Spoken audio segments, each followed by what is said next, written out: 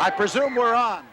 And if you want to wonder why we're having so much confusion here, the reason is that the Sheik has appeared here, and with him is you'll pardon me if I get out of the way, but there is a snake. And this,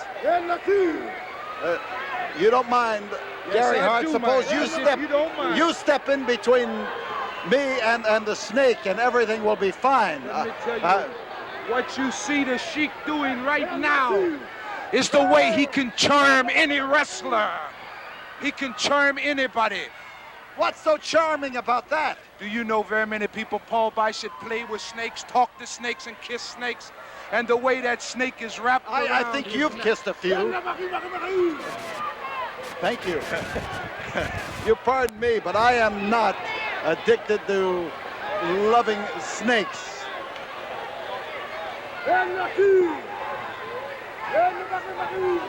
What would you?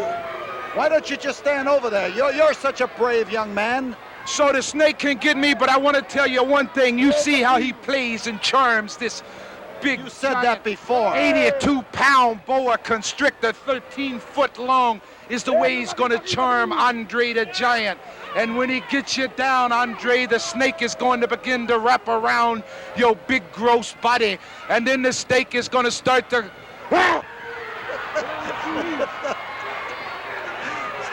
Snake, I love you for doing that. I love you. I'm telling you, the man is weird.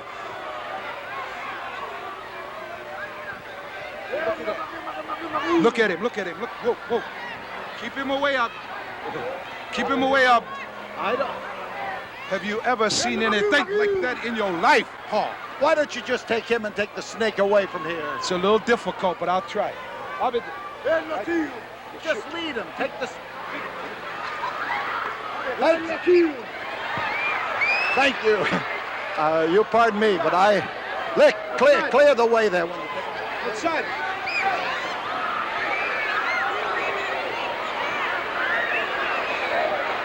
Well, you pardon me.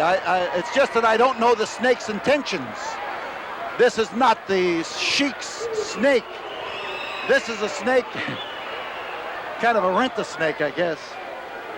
This comes from Newsom's Varmints and Things, which is located at 5220 Airline Drive. Just a little specimen of some of the things they have at Varmints and Things.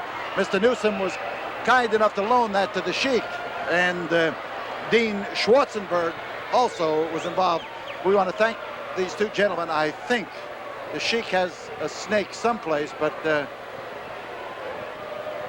he can do that with a strange snake, I wonder what he does with his own. Thank you. Charlie, come here a second. You didn't like that snake any more than you liked Lord Alfred Hayes. I still don't like snakes. No, I move faster than I have in a long time, too. Anybody who has a pet like that has to be crazy, and he has proven himself to be a crazy man. Look here, I suffered my first defeat tonight. Charlie, if you hadn't hit that top rope the way you did, you were catapulted back after you hit it. I was trying to take his head off. That's what I was trying to do. But look, I made a mistake, and you have to pay for your mistakes when you make them in that ring. I was up against a good opponent. He beat me by my mistakes, but I'm telling you, it won't happen again.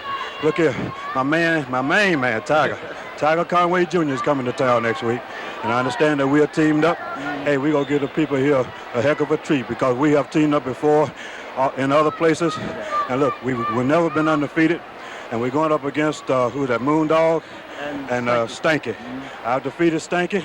I'll give a Moondog a heck of a go in that ring, and I know my main man, Tiger Conway Jr., going to do the same thing. Take care of that neck. I got to. Okay. All right. Good luck, Charlie. So Charlie Cook, who landed hard on his neck that time and has certainly acquitted himself well whenever he's been in the ring. Let's call on Lord Alfred Hayes. I didn't notice you coming out here to embrace the snake. Well, certainly not. I mean, we don't mess about those. You know, when my generation was in India and when my generation was in Africa, we had nothing to do with primitive beasts, you know. I mean, they were all taken care of by the park keepers and those sort of things there. Mad dogs and Englishmen play with snakes, I thought. No, but we never got, in the midday sun to play with them. But I have no fear of them, Mr. Bosch. I did see you running around. I was just being cautious. I hadn't been introduced to the snake. You know, this Sheik is an awe-inspiring person, isn't he, Mr. Bosch?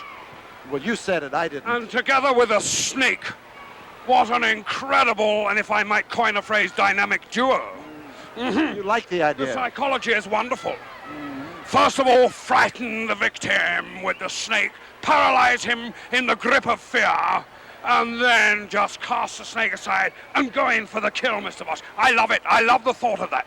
I do love that, I must admit, yes. Maybe I'll find a snake of my own, Mr. Bosch.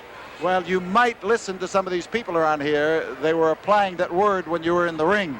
Yes, They didn't. They were wondering what you were employing to cut Charlie Cook down, and I heard the word snake used rather frequently. Well, they were misled by something. I don't know. These people are terribly biased against me here, Mr. Bosch. You know why? I can't imagine Because why. they know several things can happen. Firstly, and most importantly, they know I am the man to take the World Heavyweight Championship away from a Texan. Secondly, they know there is nobody who can last in that same squared circle with me for a period of time.